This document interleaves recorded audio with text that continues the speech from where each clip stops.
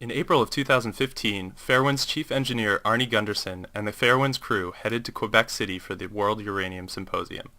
Attended by more than 300 delegates from 20 countries that produce uranium for nuclear power and weapons, the symposium brought together experts who are calling on governments throughout the world to end all uranium mining. In this speech about the Fukushima Daiichi disaster, Arnie introduces new scientific evidence to prove high radiation exposures in Japan. Okay, before we put the official PowerPoint up, I wanted to talk about the role of luck at Fukushima. And it's something the nuclear industry really doesn't want to admit. When the earthquake hit, the plant shut down. But the problem with nuclear power is that only 93% of the power comes when a uranium atom splits. And this radioactive rubble that's left behind, we call it fission products, still continue to give off 7 or 8% of the heat. So stopping the nuclear reactor, the reaction, doesn't stop the heat. There's still 8% left. So when the tsunami hit about 45 minutes later, there still was an enormous amount of heat, not from the chain reaction, but from this radioactive rubble. The tsunami wiped out the cooling, well, you'll hear that the tsunami wiped out the diesels, and without electricity they couldn't cool the plant. That's really not what happened, and that is what the nuclear industry wants you to know, but it's not true. The tsunami wiped out the cooling pumps along the ocean. And just like your car has a water pump, those pumps are needed to keep your car engine cool. So even if the diesels hadn't failed, they wouldn't have been able to be cooled because the cooling pumps at the ocean were destroyed. And it didn't just happen at Fukushima Daiichi. It happened at Fukushima Daini, a little further to the south. There's 4 units there. It happened at Anagawa, which is a little further north, and it happened at Tokai, which is a little further south. In fact, 14 nuclear plants had their cooling pumps destroyed, and of the diesels that relied on those cooling pumps, there were 37. 24 of them failed. We almost were at a point where we didn't have 3 meltdowns at Fukushima, but the world could have easily faced 14 meltdowns. And it was because the earthquake occurred at 2 o'clock in the afternoon. Here's where luck comes in. 2 o'clock in the afternoon, that there was enough people on site to save the day. There was 1,000 people on Fukushima's Daiichi site, 1,000 down at Daini, hundreds at Anagawa and at Tokai. And the net effect was there were people who could bravely try to mitigate the accident. If that tsunami had hit at 2 in the morning, there would have been 100 people there. And we would have had the Daini site with 4 nuclear reactors in meltdown, and we would have had faster meltdowns at Fukushima. So role of luck is critical. The other piece of luck is that the nuclear, imagine my head is a nuclear reactor, and over here is a spent fuel pool, and over here is an equipment pool. At Fukushima Daiichi Unit 4, the fuel pool started to boil and was very rapidly getting to the point where there wasn't enough water. Well, in this pool on this side, there was water. It had been scheduled to be drained on March 10th. And Tokyo Electric was behind schedule. So this pool had water, and this pool needed water. There's a gate between them. The gate failed. And the water from the one flowed into the other side and saved the day. It's divine intervention, if you will, that saved the day on Daiichi Unit 4 because Tokyo Electric was behind schedule and hadn't drained the equipment pool. Luck, not high technology, saved the day. Okay, I wanted to talk about cost, time, leaks, and exposure at Fukushima Daiichi 4 years out. The point number 1 is the cost. The costs to clean up Fukushima Daiichi are astronomical and are still being underestimated by Tokyo Electric and the Japanese government.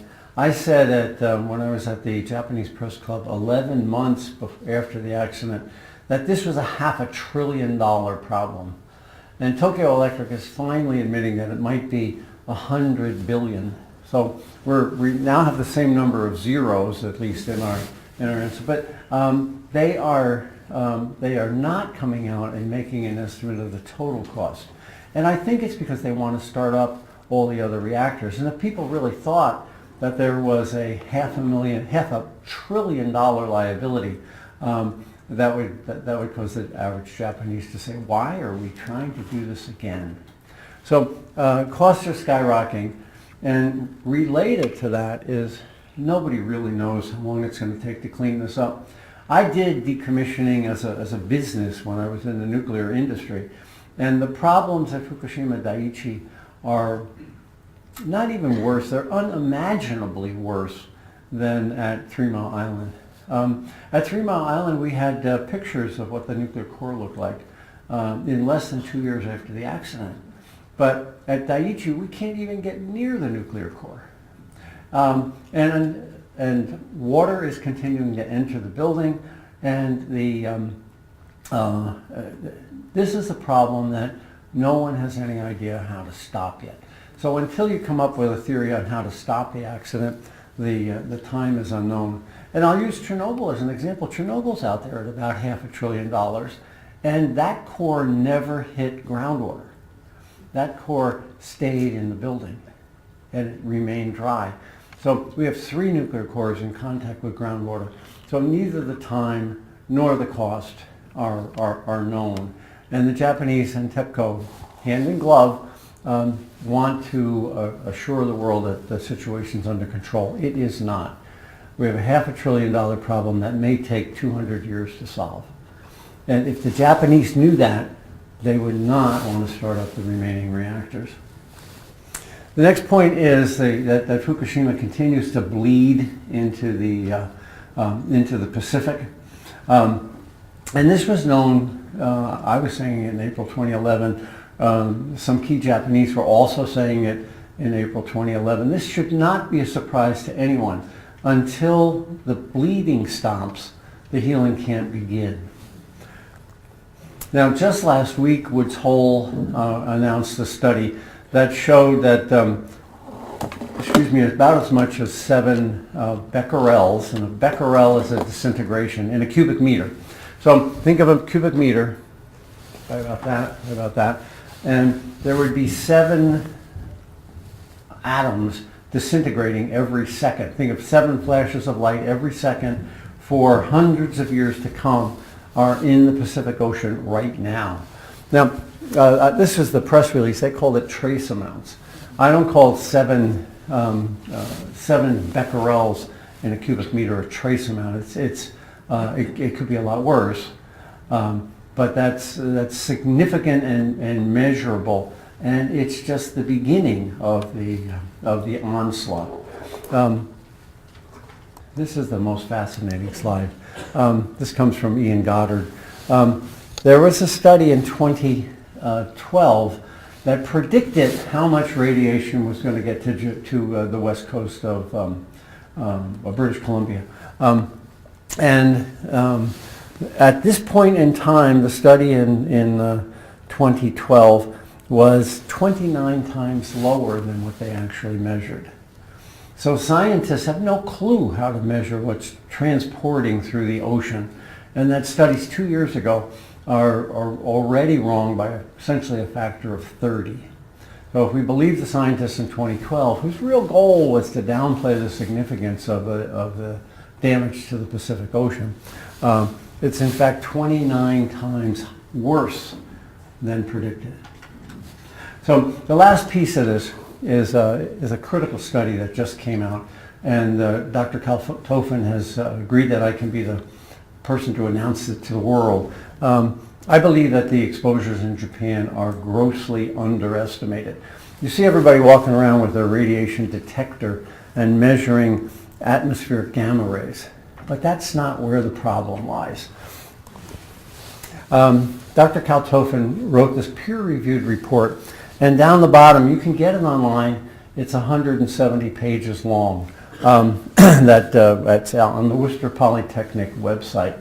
And what Dr. Kaltofen did was he analyzed dust, common house dust, at 85 locations in Japan. And here's what he found. He found that 27% of the house dust in Japan was not contaminated. That means that 73% of the house dust that he measured in the 85 samples was contaminated. So this is becquerels per gram, which is a gram is a phenomenally small piece. If you multiply that by 1,000, you'll end up with becquerels per kilogram. So somewhere between 1,000 and 10,000 becquerels per kilogram are in the house dust in 41% of the samples Kaltofen tested. And I have no reason to believe that it's not worse than that, actually. I think we were able to get 85 samples, but in fact, if we had a larger base, I think these numbers would go up. But Kaltofen's data shows 41% of the houses have house dust in that less than 10 becquerels per gram. And it is Fukushima related because it's not just cesium-137, cesium-134, and Kaltofen got there early enough that he also captured iodine. And moving down, 25% have significant... Were these samples in Japan or in the Fukushima itself? This is in Japan. I'll show you the locations of where those samples are in the next slide. But the last number, that way down the bottom there, the 1%, is essentially nuclear fuel. Kaltofen found nuclear fuel in a dust sample 300 miles away from Fukushima at Nagoya. So this is the top 11 isotopes. This is the top 11 dust samples that Kaltofen found of the 85 that he analyzed. And look where they're from. Start at the bottom. Tokyo, Tokyo, Tokyo, Tokyo. Skip one, Tokyo, Itate, and at the top is Nagoya. So these samples are from far away from Fukushima. The only one that's reasonably close is Fukushima City, which is a taxi cab air filter. That was about 20 miles away. So what that tells me is that the Japanese are breathing in contaminated house dust in their own homes 24/7, 365.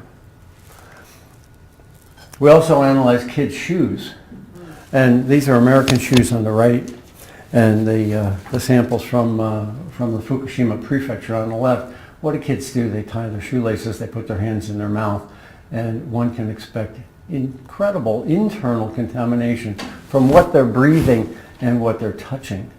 And yet the IAEA walks around with radiation detectors and says everything's fine, don't worry, be happy. Last slide.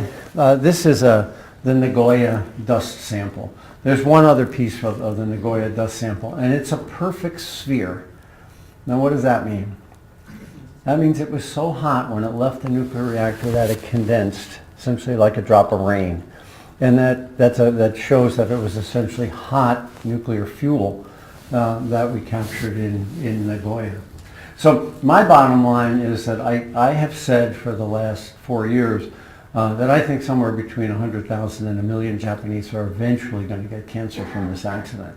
And this data confirms that to me. Frankly, I think the IAEA and the Japanese government is in a massive cover-up so that they can start those nukes up without looking at this data. All right, thank you.